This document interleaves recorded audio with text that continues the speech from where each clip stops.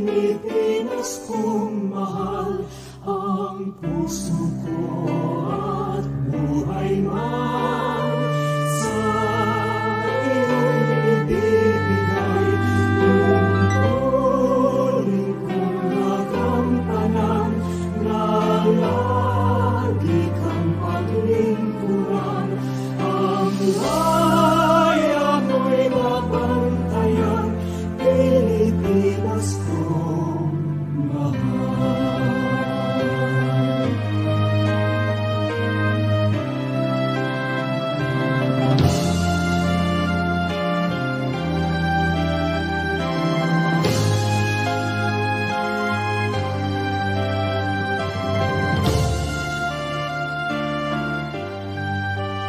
Ang bayan ko'y tanging ikaw, Pilipinas kong mahal, ang puso ko at buhay man sa iyong ibibigay.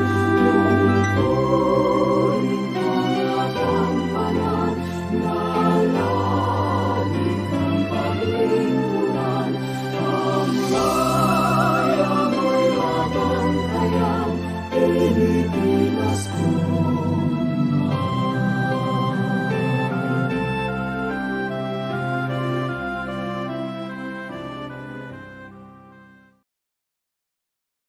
May mga pagkakataon na yung masasakit nating karanasan ay siya palang magiging daan upang ating makamtan ang ninanais nating kaginhawaan.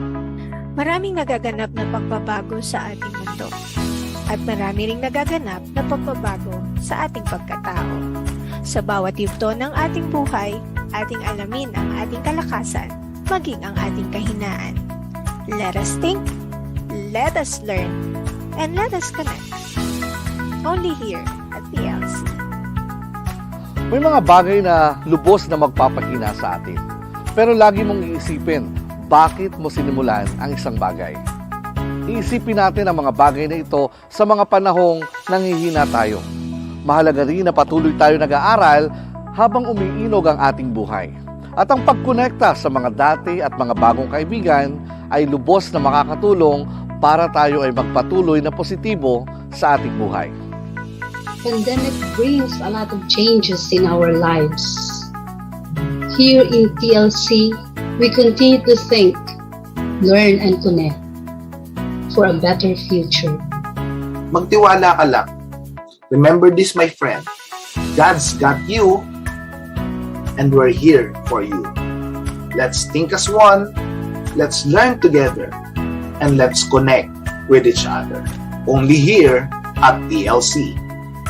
Sa TLC, we think, learn, and connect. Because we inspire people, we empower nation.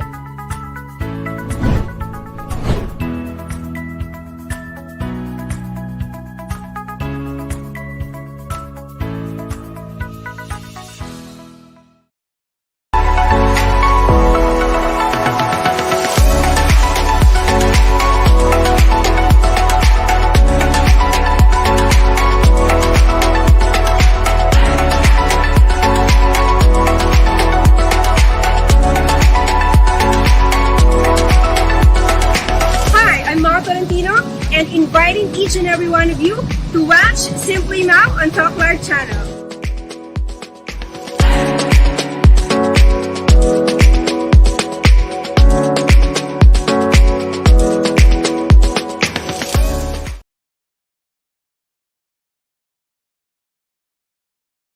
The views and opinions expressed by the host do not necessarily state or reflect those of the company and its management. Furthermore, the views and opinions of the guest do not reflect those of the host, the show, the management, and the network.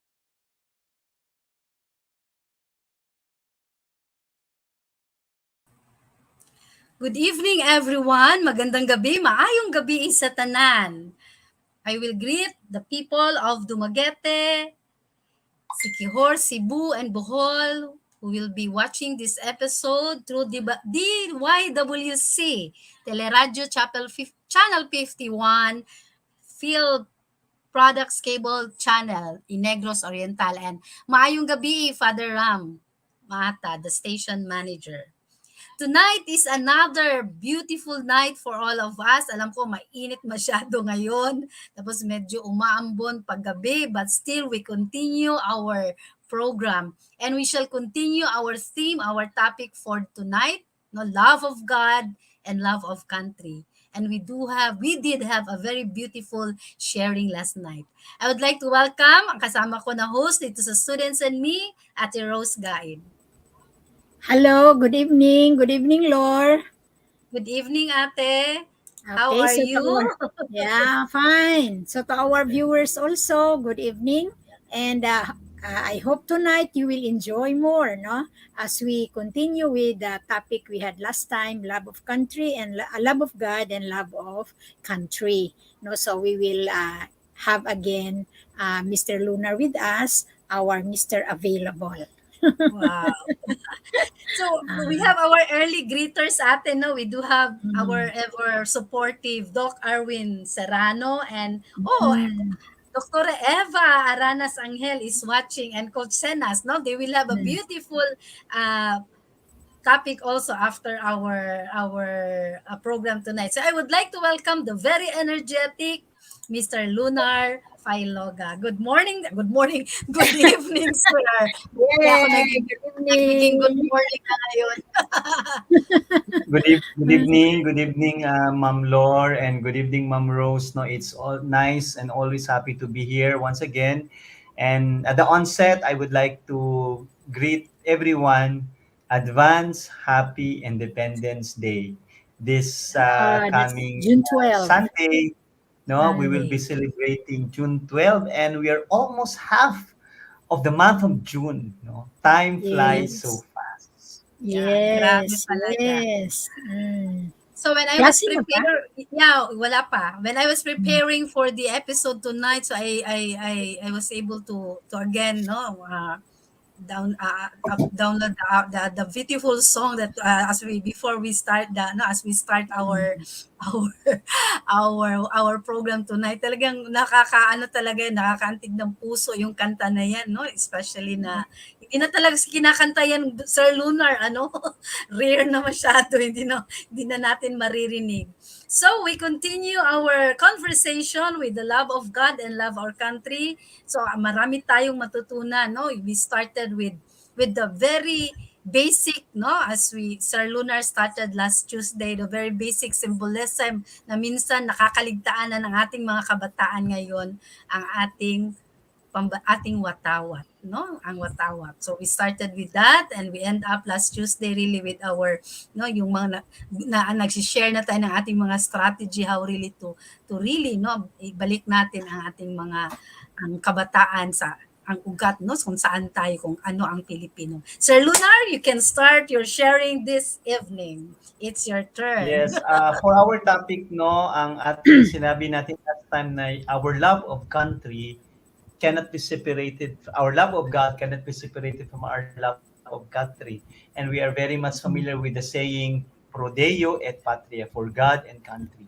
And as Filipino Catholics, as a Filipino Christians, as a Filipino believers, our love of God is not floating. Our love of God is express our very, very own environment. And I think, aside from our family, it is basically our country. No? Bahagi tayo, no? Bahagi tayo ng bansang Pilipinas. And that's why, Ma'am Lor, when you play the song Pilipinas Kung Mahal, it knows no boundaries. It knows no political color. What Correct. we only see is the color of the flag. Mm. And these songs like this, no, they're very, very important because it reminds us that if there are a lot of love songs that make us kilig. What are Yes. those songs that can make us also kilig or arouse love of country? And this is very, very important because this coming Sunday, we'll be celebrating, of course, on the Trinity Sunday. Wow. And Timing. this Trinity Timing. Sunday, no, we will be celebrating and reflecting how this God, one God, in three divine persons, has revealed himself to us in so many ways, in so many points in our history, that God created us. And after we fall, God sent his only begotten Son to save us. And it's not just that, after the ascension, he will continue, he promised that he will continue to guide us with the Spirit of truth. And this coming Sunday, we'll be celebrating Independence Day, Araw ng Kalayaan. Now, what is the relationship between our reflections on this one God who constantly revealed himself in different moments of our history as Father, Son, Holy Spirit? What is the connection to that? The connection is that every time we think of Independence Day, we think of God's continuous unfolding of his recreation, and salvific plan.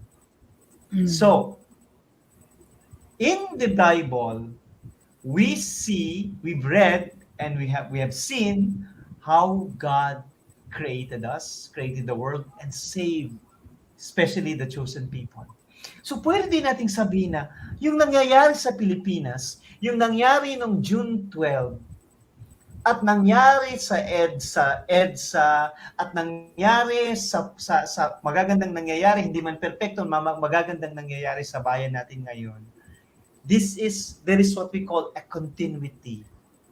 And so we do not just speak of God's salvific act, God's redemptive act, God's liberating acts in Exodus, but we see God, our liberator, who was at work June 12, many, many years ago, and God continues to liberate us up to this day. God did not just create the world. God is here with us. And part of God's creation, part of the unfolding of God's plan is the Philippines. And so we see God who constantly recreate the Philippines. And so last Sunday we say, Lord, send forth your Spirit and renew the face of the earth. And this June 12, we say that prayer again. Lord, send forth your Spirit and renew. Take note of the word. Renew the face of our nation. And in the Bible, it says in Revelation, it says, behold, I make all things new. God didn't say, behold, itatapong ko na yung bansang Pilipinas, palitan ko na ng bagong Pilipinas. Hindi. Yung kanyang ginawa, yung bayang hinirang kasama ang bansang Pilipinas, babaguhin niya. Hindi niya itatapon. Kasi yung galing sa kanya, hindi basura. Tayo ay nagkasala bilang isang bayan. Tayo ay babaguhin at patuloy na babaguhin. Kaya yung pagdarasal natin, so nakikita natin na yung celebration natin, kahit sabi natin na pagmamahal sa Diyos at pagmamahal sa bayan. Hindi hinihiwalay natin yung ating pananampalataya. Kasi kung ano yung nangyayari sa bayan natin, ito may masama o hindi mabuti, inspirational, we see God is at work. And you all know, Ma'am Rose, in our theology, we always say that God, our church is always, di ba, Ecclesia Semper Reformanda. God, constantly reform, change the church. And then we can also say, so what we believe in theology, I think it is also true that the Philippines, by virtue of the Spirit of God, by virtue of the guidance of the Spirit, that we can say yung bayan natin. Para pwede natin sabihin na Pilipinas, Semper Reformanda, the Philippines is always reforming because we do not just look at our being a Filipino as Filipinos. We're a people of God. We're Filipino people of God. So, I think ito yung una natin no, na ngayong papunta tayo sa June 12, huwag nating kalimutan, bahagi tayo ng salvific, redemptive, liberating acts of God. Simula ng una hanggang ngayon. Talaga, wow, no? Talaga namang ano talaga yung the hand of God is no even yes you have said Sir Lunar na even in not so good or what happened to our country but God's still there, no? Na iba, sabi nga ngayon, no, imagine at this point of time tumaas na naman ang presyo ng gasolina, and then the drivers are complaining already, but I know that we all know na we will continue God's, sabi nga nila, God rides in a crooked way, no, na in his time that he will always makikita lang. Yes, Ate Rose, your thoughts of the sharing of Sir Lunar? Yung kuan yung nasabi mo na pagtaas ng gasolina, usually kung merong gera, tataas talaga ang gasolina. Oo. Yan talaga ang observation ever since, no, pag may gera, meron talagang kataasan ng mga commodities, no, kasi Correct. yung mga ganon, no. Tama yung sinabi ni Lunar na the church is we are always we are changing, no, we are developing, no, hindi yung stagnant no, tulad din ng citizenship natin. As we grow older, we also become more mature in our commitment, no, to our nation. Kaya bata pa lang simula na yung pagmamahal sa bayan. Yeah. Ma'am Rose, no? Yung pagmamahal sa bayan, mahalagang simulan in a positive tone. Tama. Kasi yes, tama. Merong mga grupo, ma'am, na nagmamahal din sa bayan, pero yung simula galit. Yung simula ang pagkawala ng pag-asa. Correct. We do not separate our faith. We are Easter people. And so we bring our Easter joy in with our being a Filipino.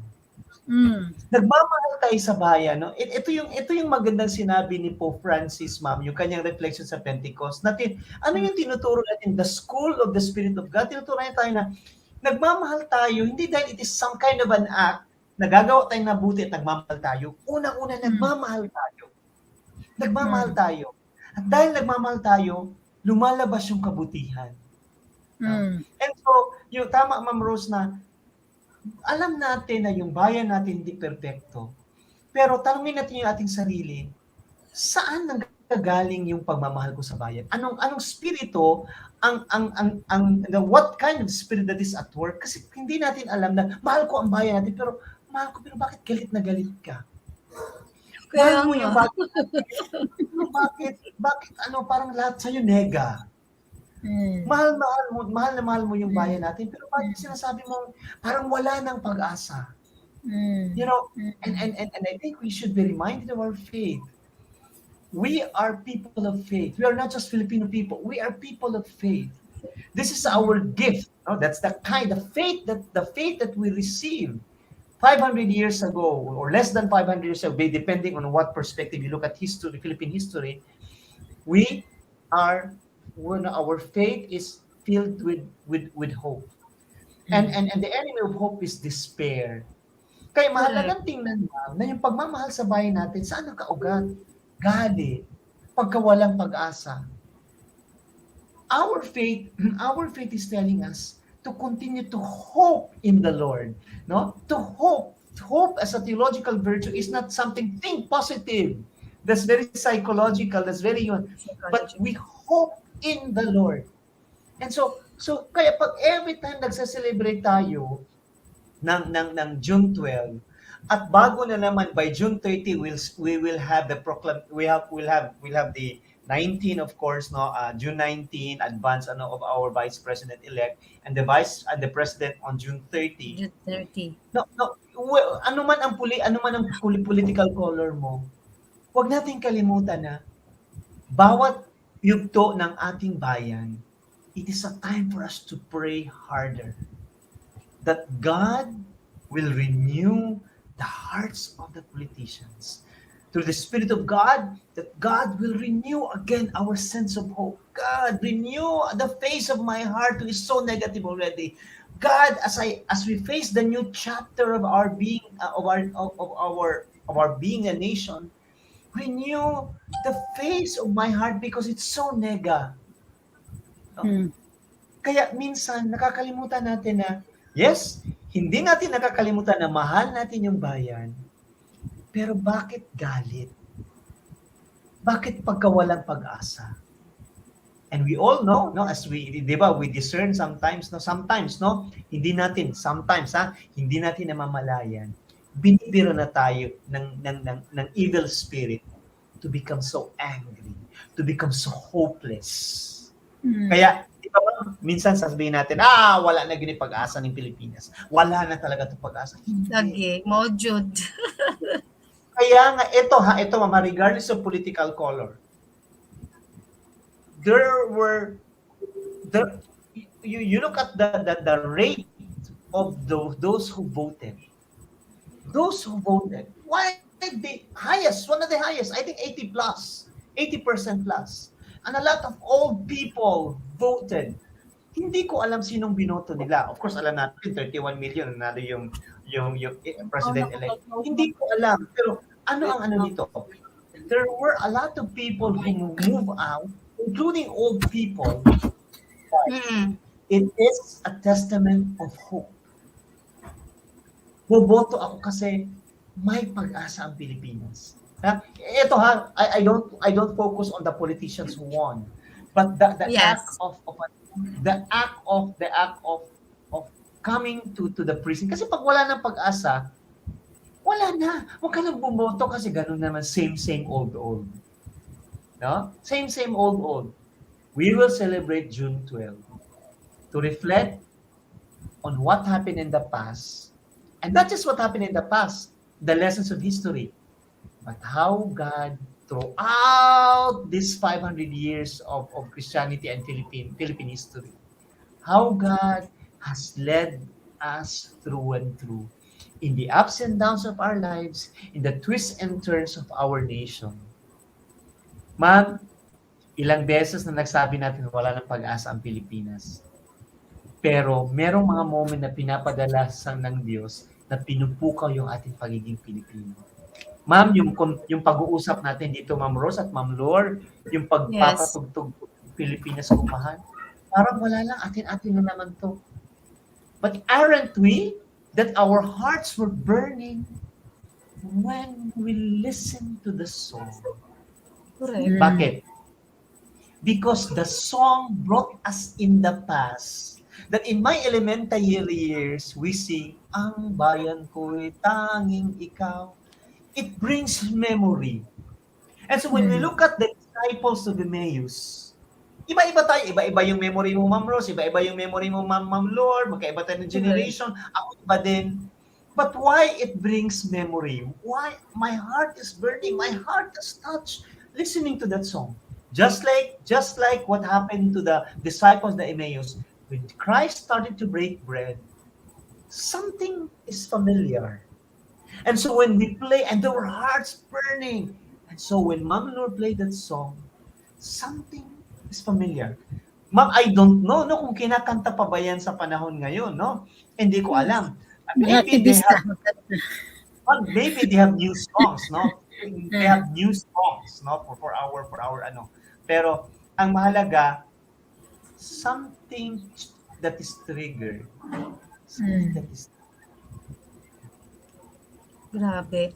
Talaga no, minsan no, I honestly, I am really touched with your sharing, Sir Lunar, because there is always come to a point in my life na parang mawawalan din ako ng pag-asa, no, with all the what is happening. But I'm really trying my best. Sabi mo nga talaga namang I really observe. I was one of the school coordinators, no, sa PPCRB. So imagine, I am touched na halos na hindi na nga marunong, hindi pa nagkakahirap ng lumakad, but the senior citizens were going out, no, young people were going out. So makikita ko talaga na they're really looking forward, no, the Filipino people really are looking forward for a new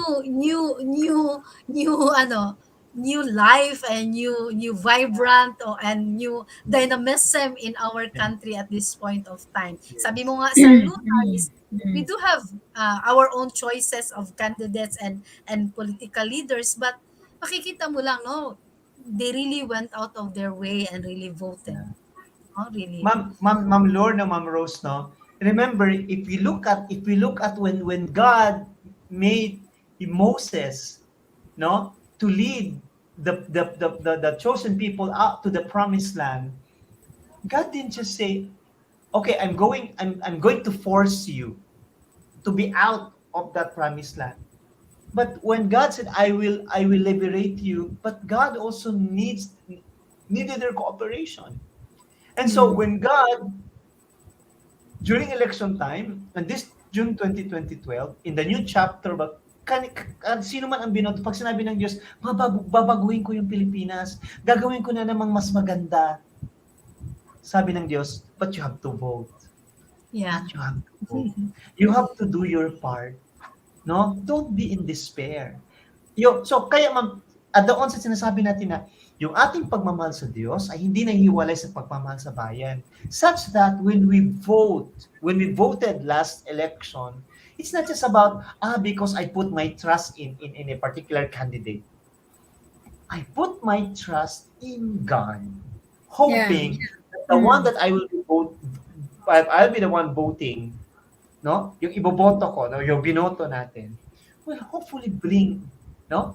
No, so yung name, ma'am, no, yung pangalan, sino man yan sila, it is a smaller reality to what our heart strives and desire for. Kaya nga, hindi dapat mawala yung pananampalataya. In fact, ma'am, no, nung bumoto tayo, it's a kind of prayer. Or, I'm sure, ma'am, dito sa atin, nagdasal tayo. Oo. Nagdasal tayo. Nilagay ko nga pa sa altar yung listahan ko. Lunar. Ma'am Rose. Yeah. Ang Sige. problema lang kasi sabi natin, vote for Jesus. Baka ang binoto mo Jesus, din na-invalid na yung ano mo. Na-invalid. Na-invalid ang boto. Lunar. Maganda rin yung halimbawa nung nag-lockdown, we have yung ano yung tawag, Orasio Imperata. Di ba, we prayed for the recovery from COVID, no? And then sa election, meron din tayong prayer, no? Sana merong mag-continue pa rin na prayer na for the country, no? For the country, for our leaders, no?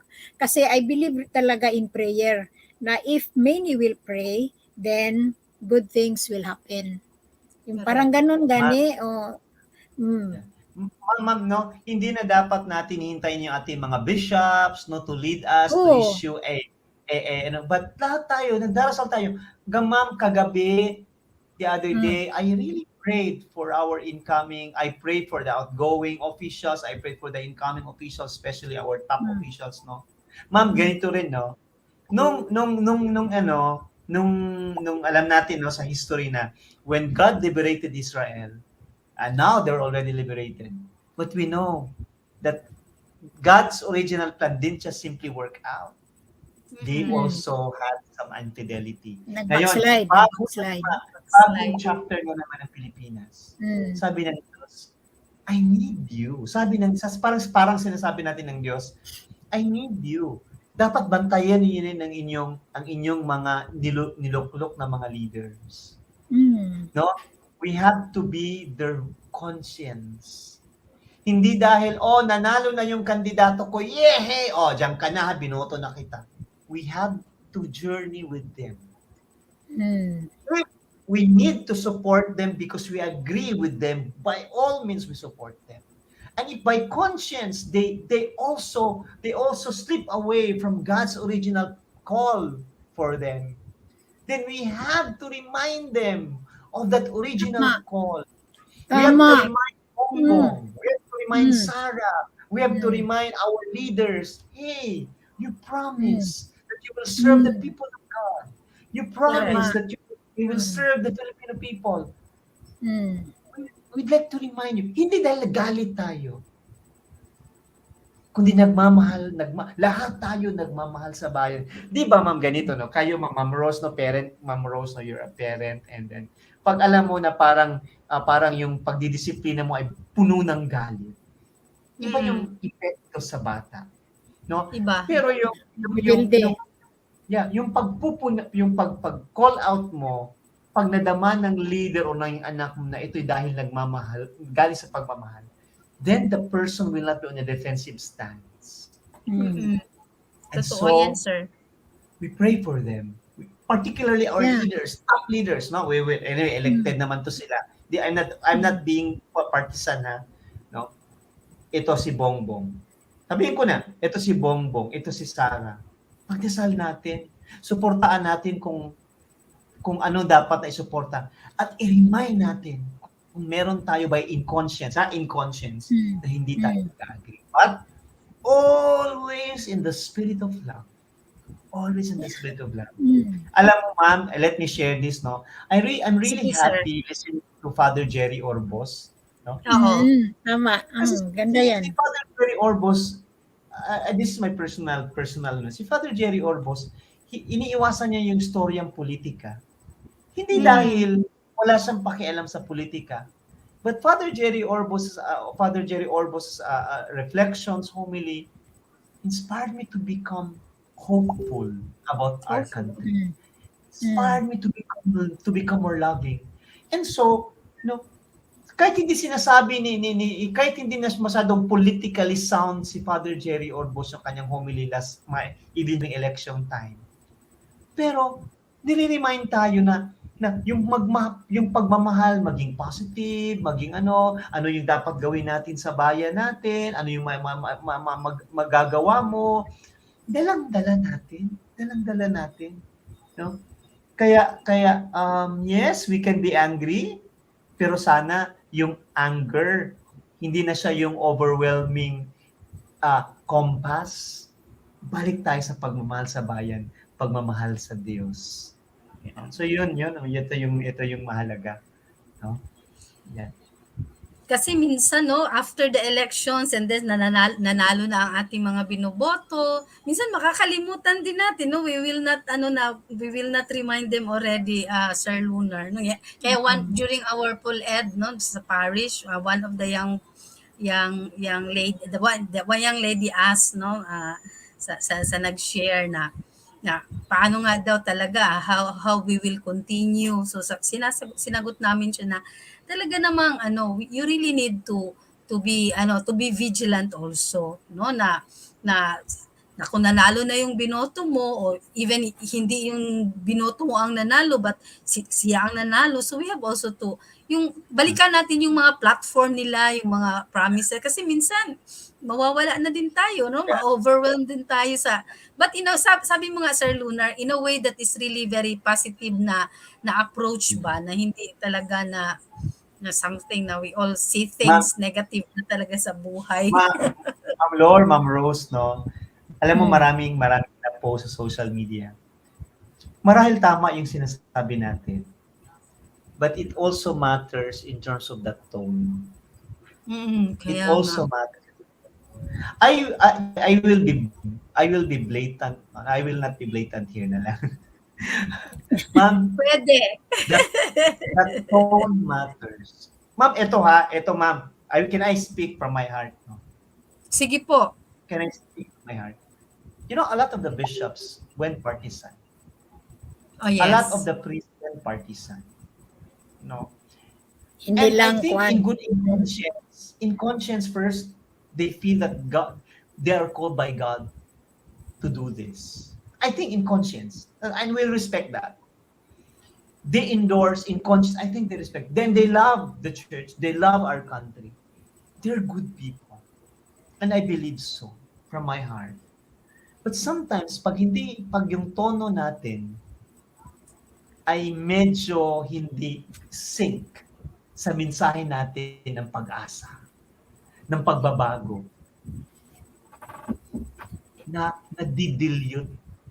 Kasi minsan, yung mensahe mo ng pag-asa, mensahe mo ng pagbabago, mas madaling manotice yung galit, yung negativity, yung parang, hindi ko sinasabi nagsisinungaling ka. Sabihin natin totoo, pero yung tono matters. Now, let's accept. Now, Yung 31 million. 31 million. And I think we have to reflect. Tayo no, bilang isang simbahan, no, lalo na sa ating mga, we look up to our bishops and our priests, we have to reflect. If my words are correct, if my words are words of prophetic words, of hope, yung pag-asa, yung pagbabago, bakit hindi nanalo yung kandidato ko? I think for me, please don't get me wrong sa mga nakikinig, no? I think sometimes we miss the tone. Di ba, ma'am? In day-to-day, pag pasobraan mo yung negativity mo, ang mapipick up, hindi na yung gusto mong ibig mo ipahiwatig. Sasabihin na, ngayon, galit talaga yun sa akin. Oo. Mahalaga yung tono. Kasi minsan yung tono, yun yung minsan, alam mo, ganito lang yan, ma'am, no, to make it simple ba? Yun ang mensahe. Ang tono ang mensahe. Nawala na ang the real message is gone. Yeah, exactly ganito yan, ma'am. Sabihin ko sa iyo, Ma'am Lore, I love you, Ma'am Rose, and I care for you. No? Kahit kayo mga bobo kayo, mga kano-kano kayo, I care for you. Once, kasi ma'am, no, bilang isang Pilipino, we are a very effective voter. We're a very effective voter. Ipa-feel muna na you are not an enemy. You are a friend. You are a companion. No? And I think ako I may pwedeng maibahan sila sa akin na sabihin ko, but I will really say, mama, if you are, anyway, nandun, meron namang disclaimer, no? Yes, may disclaimer po. Tinignan ko yung mga demographics ng yung isang bishop na nag-endorse, isa pa dito, bishop nag-endorse sa isang particular candidate. No, a statement of fact, not to become partisan. You know what? Hindi nanalo yung kandidato in-endorso nila. Why? I'm sure that those bishops had a great love for country, great love for God, great hope for the Filipino people. And why? There's so many factors, of course. But what we would just like to highlight here, sa pagmamahal natin, sa pagbibigay ng puna. Kasi nanalo na. We have to be careful of our tone. We have to be careful. Otherwise, it jeopardizes my beautiful message of love for my country. Kaya nga. Ma'am, parang gano'n, alam mo man, ang words, eto, I love you. Pero kung tingnan mo yung mga demeanor niya, parang hindi naman nagmamahal. So may disconnect. You know, parang, Lunar, parang iba yung sinasabi. Soul searching for all of us, especially working in the church. Not just the bishops, not just the priests, but more of us were collaborators with the hierarchy to do some soul searching talaga. Yes, Ma'am Rose? Yung para bang ibang sinasabi, iba naman ang ang expression, no? Diba? Yeah. So ngayon, ma'am, no, itong si Bongbong at si Sara, ma'am, and the rest of the government, sorry ha, sila yung top. Magbabantay tayo dahil nagmamahal tayo sa bayan natin. Mm. Pero Mm. hindi, kung puro ka praise kay Bongbong at Sara, hindi ako maniniwala. Mm. Pero puro ka rin nega, hindi rin ako maniniwala. Mm. Kasi, imposible na yung tao walang gagawing mabuti. Imposible na yung tao ay perpekto yung kanyang gagawin. Mm. And that's the whole point of Pope Francis' synodality. Oo, We talaga. have to listen and walk together. Sabi ni Father Rani Aquino, minsan daw, we become so unsinodal. Instead of listening, sabi ni Father Rani Aquino, no? Instead of listening, we tell the people, no, you listen to us. Yes. I think, Hindi ma'am, naman bubo ang mga tao ngayon. Iba na yeah. talaga. Hindi na bubo. Ma'am, we really have to do some soul searching, ha? So, pero mas maganda na magbabantay tayo sa ngalan ng pagmamahal sa Diyos at bayan. Well, we cannot deny, our vice president is from Davao. We have a special connection to her, and of course, Bongbong is from there. Pero magbabantay tayo sa ngalan ng pag-ibig, hindi sa ngalan ng galit, hindi sa ngalan na hindi kita binoto, hindi sa ngalan ng dahil sinungaling ka, magnanakaw ka, you're a son of a dictator. Sabihin mo yan. Would you be effective in our... Kasi we should not forget that Jesus' teaching, his message really is that of love. No? O, birahin mo pero huwag kalimutan na ang tono mo, pagmamahal. Yeah. Kasi may mga tao talaga, Sir Lunar, no, na very effective kahit medyo negative yung ano niya, yung words niya, pero effective. Swabe. Sabi ko na Swabe. Swabe Yes, because Yes. it's Ma'am, Skill yan. kahit hindi niya naintindihan yung iyong sinasabi, mag-yes siya sa'yo, makikinig siya sa'yo, kasi unang-una, pinapfeel mo sa kanya, pinaramdam mo sa kanya na siya ay mapapagkatiwala at siya ay kaibigan. Yeah. So ito mama, common sense lang talaga ito, hindi ito psychology, hindi ito political analysis, no, hindi. Minsan nakakalimutan natin yung basic natin, yung pagiging Pilipino, affective tayo bilang isang Pinoy. Huwag natin kalimutan yun. So, kaya nga minsan nananalo ang mga kandidato kasi magaling na nakuha yung kiliti. Kaya isang lesson yan. If you want to be effective in our sharing, in our homilies, in our preaching, in our teaching, kanapin yung kiliti. Hindi dahil parang just to please them. No. We have to hit that button. No? So kaya minsan kahit alam mo, 'di ba, sabi, kahit maganda naman siya, sabi, bakit nag-no siya? Kasi hindi niya na feel na isa kang kaibigan. Hindi niya na feel na ikay mapapagkatiwalaan. 'Di ba, ma'am? Ma'am Rosa sa Ateneo de Davao. Pag mag-iba ang mag-request, I'm sorry, I don't have time. Then, ikaw na mag-request na papayag siya na mag-yes sa posisyon na to. Just like you, Ma'am Rose. You said yes, not because of the one who really, but because merong intermediary nagsabi, sige na mo, for friendship, mag-yes ka na. And then you say, what's the point? Ito yung sinabi ni Archbishop Sabalis in one of our conversations. Sabi niya,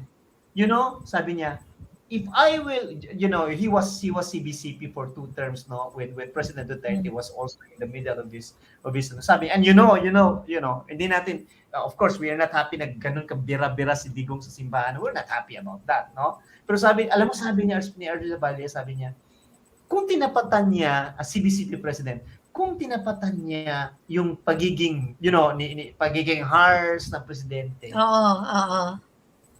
Wala. Parang pero sabi niya, sometimes you have to just be quiet para mag-cool down din siya. At ito yun, the language of friendship. At eto yung sinabi ni Archbishop Valles sa ano, no, na pag sinabing, friendship ba, kaya pala. No, no, sinabi na, ibig sabihin na, hindi ka kaaway. Hindi ka kaaway. At sabi niya, and I think the Lord, sabi ni Archbishop Valles, sabi niya, minsan, sabi niya, na, yung, hindi dapat natin kalimutan, yung example ni Jesus. It's always friendship. It's always trying to build a relationship. And our common Filipino experience and common sense would tell us, kahit hindi niya naintindihan yung sinasabi mo, pag napapa-feel natin sa kanila na hindi tayo kaaway, kasama mo kami, sasabihin namin yung gustong sabihin, pero hindi dahil sa galit, hindi dahil hindi mo kami supporter, dahil nagmamahal tayo pa rin sa bayan natin at sa Diyos. Yeah, grabe talaga, no?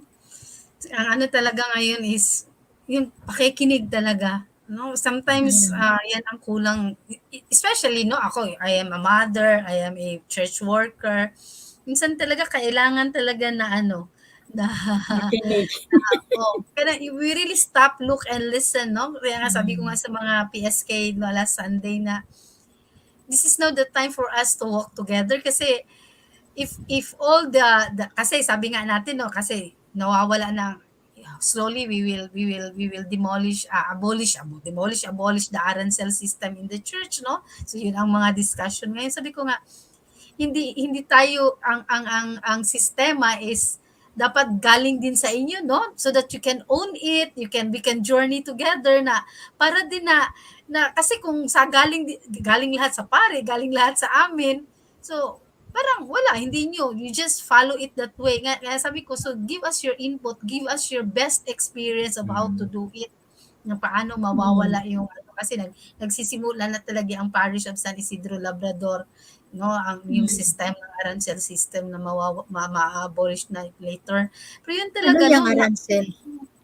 Yung ano yung fixed amount na yung sa mga sacraments, it will be okay. So nawawala na ngayon ang so I just pero nag-segue ako pero nakikita ko talaga sa message ni Sir Lunar tonight na listen talaga, no? We have to get what is in the heart of the people down. Tama. No, kasi may tendency. Yes, Sir Lunar. Alam mo, madali at hindi madaling makinig. Opo. Ma'am, if you would still really remember, no, the image bitaw of the image of the burning bush, and so when Moses was drawn to that image of the burning bush, I was so curious.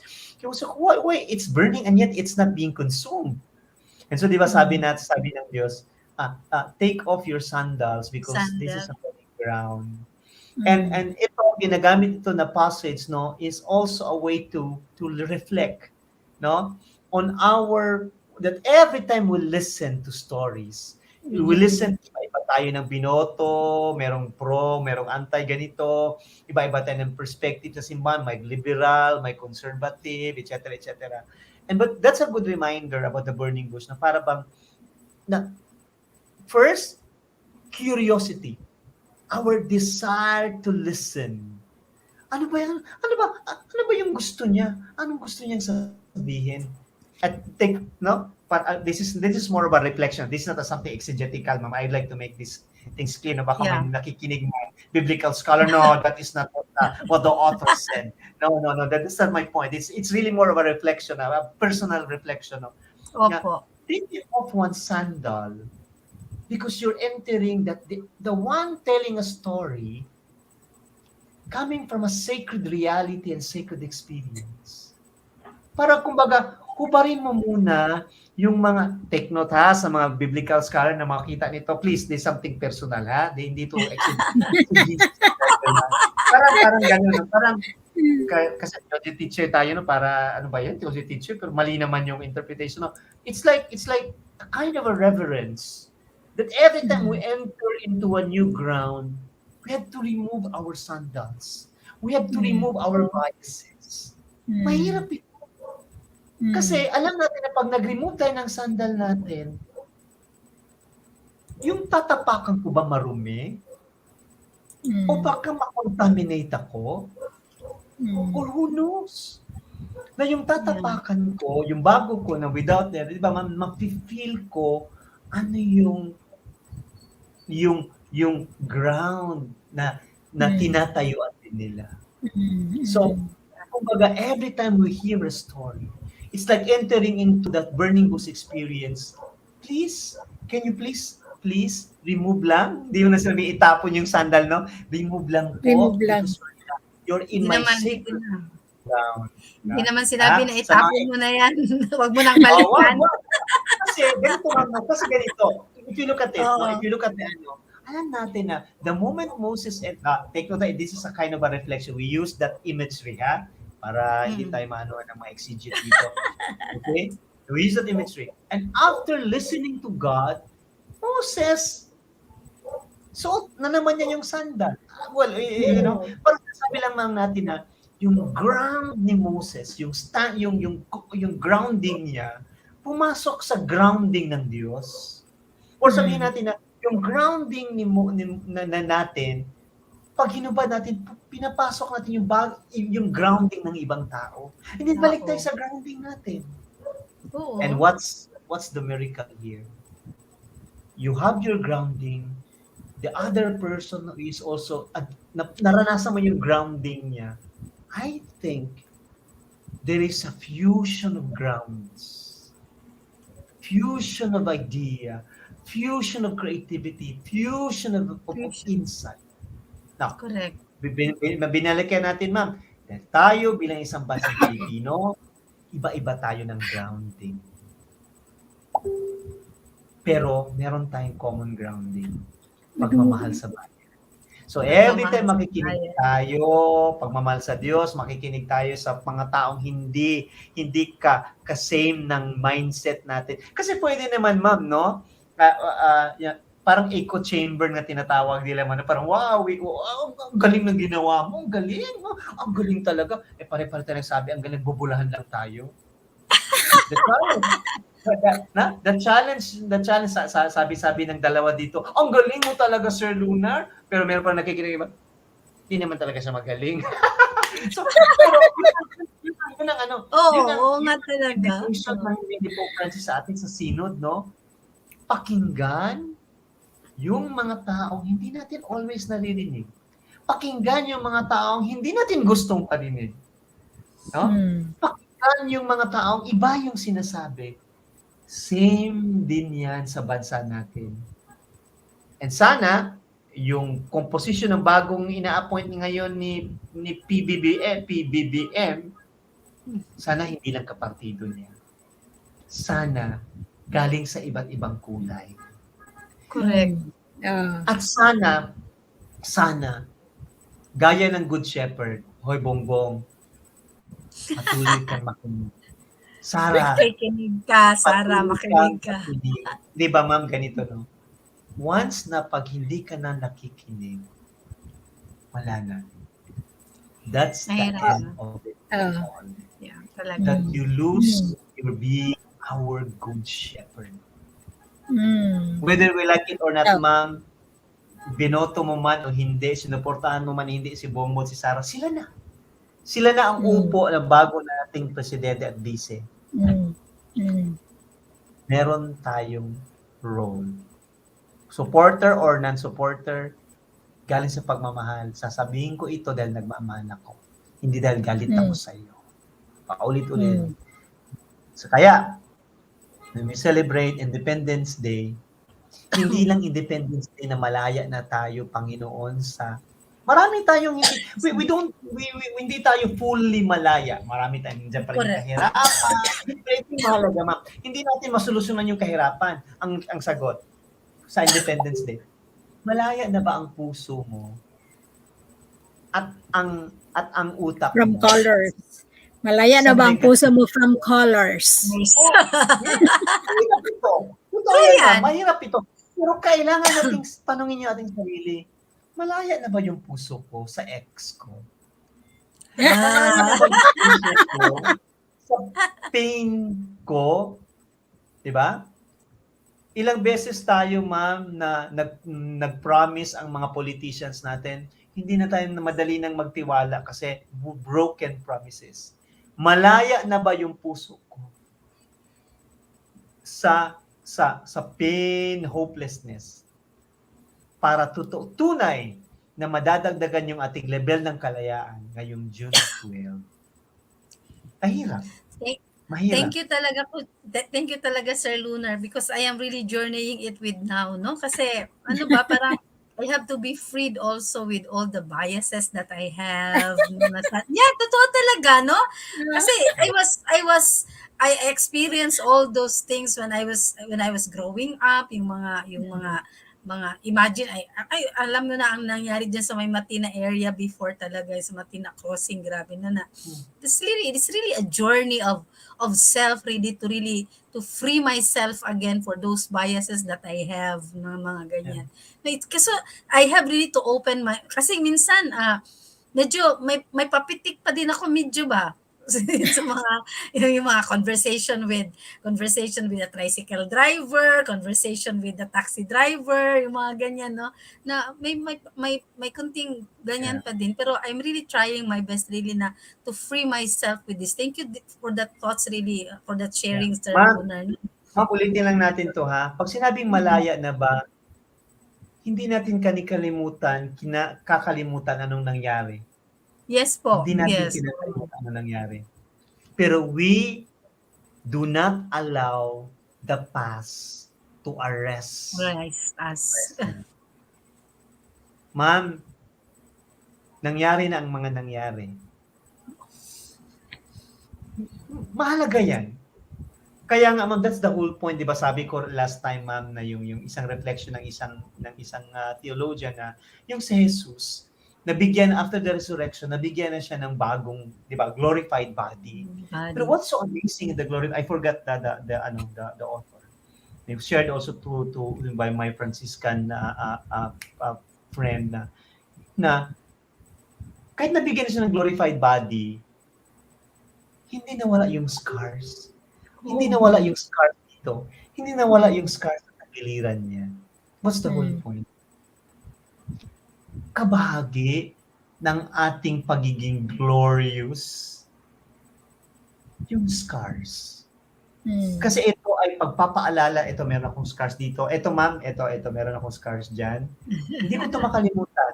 Nung maliit pa ako, I think 5 years old ako, inano ko yung kamay ko sa lata at hindi niya mahila. Yeah, that's Naman right. di ko Lunar. No? And that's the wisdom why the scars in the glorified body of Jesus, the scars were not removed. It's a reminder of God's unfailing love for us. And that scars is not just a thing of the past, but it is a constant solidarity of the Lord Jesus to our wounded humanity. Correct. And so, when we celebrate Independence Day or etc., we have to ask ourselves, am I already being freed? Is it a scars or still a wound? Keep on wounding. Nilalagyan ko pa rin ng asin, ng suka. Hindi scars, wound talaga. Then hindi pa tayo malayo. Ma'am, ganito ha. Ma'am Rose, personal o bilang isang bayan, nang mayroong mga pangyayari sa bayan natin na iba-iba yung pananaw natin. Iba-ibang pananaw sa martial law. Ibang-ibang pananaw sa EDSA. We cannot deny that. Hindi natin pwedeng ipilit yung natin. Paniwalaan mo yung paniwalaan mo, paniwalaan ko yung paniwalaan ko. Question. So forever ba tayo mamuhay na magdebate ko ano talaga nangyari sa nakaraan? But the past is past and we will not forget. But the invitation of the Lord is to live with newness of life, the now, without forgetting the lessons of the past. Kasi sa totoo lang, we don't let the past we don't let the past stop us from growing, from becoming a better person. Yeah. No? Kaya ma'am ha, kasi ganito din, no? Ito, the same lang man, negative, positive. Ay, ang ganda talaga ng panahon na yun. O ano ngayon, kung maganda ng panahon ngayon, ano tayong nung panahon noon? Golden age. O ano ngayon? May pagkain tayo ngayon. O, sabihin natin, puro pang-aabuso ang panahon ng, ano ngayon? May pagkain tayo ngayon? There are some issues that needs urgent attention for our officials. And there are also realities of the past that we continue to hold, we continue to take lessons from it. Pwede tayo magdebate ano talaga nangyari sa past. Pero without neglecting the current immediate needs of our fellow Filipinos, especially the Correct. poor. They're not debating, ma'am, kung anong nangyari sa EDSA, anong nangyari sa martial law. They're debating, oy, Bongbong, magiging ano ba, mas mabuti ba yung future namin? That's the reality. That's the reality. Correct. Correct. Kaya I told one priest, Father, history has its value. It has its value and we should not forget. But it Correct. has also its limits. Because it cannot 100% determine of how are we going to run this country. Especially for those people who needs the attention of the government. Ano ngayon kung golden age yung martial law noon? Ano ngayon kung pang-abuso ang martial law noon? Ano ang sagot natin sa question ng karamihan ng mga Pilipinong gutom? Sabihin mo ba, anong pangangailangan ninyo? Kami, kailangan namin ng pagkain, yung magandang edukasyon, yung martial law ay golden age. Ano yung ba sagot mo? Kailangan namin ng dahil ang martial law ay puro pang-aabuso. Yes, but we have to move. We have to move without forgetting. Yeah. It's 8 o'clock in the evening. Grabe talaga. I do not know. No, it's para tayong, ako personally, Ate Rose, nagre-recollection ako tonight. balik ako sa sarili ko this evening. No, it's really an experience of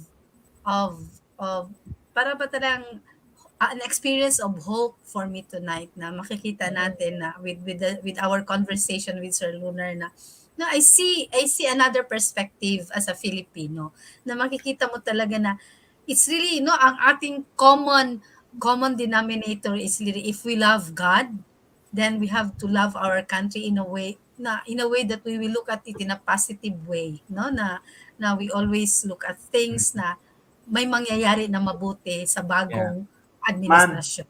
Yeah. At your blessed rage or holy anger na sinasabi nila, it will have a unique place, but we have to discern very well. Otherwise, instead na mabago, masusunog tayo. Di ba? Meron tayong physical change. Huwag nating hayaan yung ating blessed rage or blessed anger will consume us.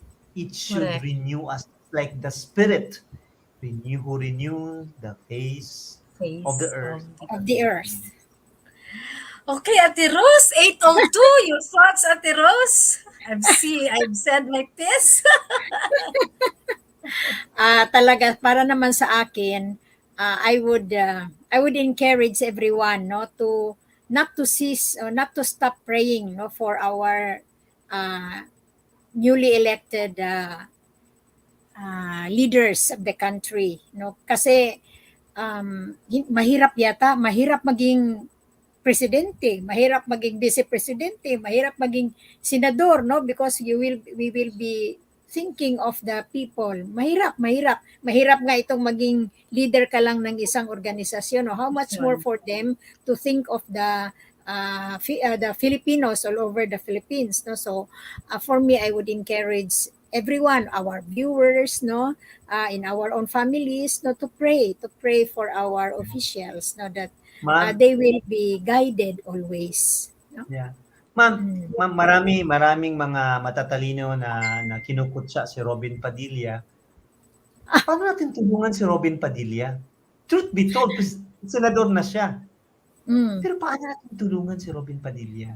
How can we make Robin a better senator? No? And I think he's very open. He's very humble. Ganun Yeah. lang. No? Yeah. Dahil nagmamahal tayo. Instead na pangungutya, pagmamahal sa bayan Mm. at sa Yeah. Mm. Sir, is si Samirgar M. Kurt is watching. Thank you very much. Is he your friend? Or lalaki ata ito. Thank you very much for watching, Sir Kurt, no? I hope that our conversation with you for the past Tuesdays, we learned so much. And I believe this is not the end, no, of our your guesting here in Students and Me. And I would like to inform everybody, maybe we will have an off season for a while because we will prepare something beautiful for all of you. We will be talking about, no, we journey already with a Gen Z, no, in social media, politics, and now we journey with love of God and love of country. And we will journey with our senior citizen. Mag-off season muna po kami. We will prepare. I hope also baka si Sir Lunar could be one of our guests also, no? Because Ate Rose has a very beautiful sharing with us sa ating mga senior citizen, no? This is Students and Me, usapang buhay guro at estudyante sa loob at labas ng akademya. That's why ang ating pag-aaral ay hindi lamang sa four corners of our classroom or sa ating sa ating virtual classes, but really, no, we have really to go out our way and we have to touch, no, all generations dito sa Pilipinas. Magandang gabi, Sir Lunar. Thank you very Salamat. much. Salamat sa invitasyon. I'm always happy to be here. Yeah. So, Invite good ka pa night. namin, ha? Invite ka pa. Sure, ma'am. Iklaro lang More hindi to ako senior citizen. Ha? Iklaro lang. Ay, hindi. You are still young. You're young. Oh. Salamat, Maybe we will salamat. just be, hopefully, we will just be replaying some of our episodes while we are in off season, no? So that hindi natin mabibitin. This is a very beautiful conversation tonight. So, ang ating bayan, we will celebrate independence. Ano, timing ka talaga, no? Corpus, tawag dito, Trinity Sunday, and then, no, it's really a unity, no, where there, and then Independence Day. Oh, so all Very of us significant. very Very significant. significant. This Sunday is a very significant Sunday Ano kayang for us. mensahe ng Diyos dyan? Kaya nga. So, good night, everyone. And from the bottom of our hearts, thank you very much, Lunar, and good luck for your engagements as Diocese of Davao and with the young people, with your students at Ateneo de Davao University. And good night, everyone. Thank you. Please continue sharing this episode. No, kahit hindi kayo nakapanood tonight by live, then you can always replay this episode. Good night, everyone, and see you maybe soon. See you soon. Good With a night. beautiful- Good night.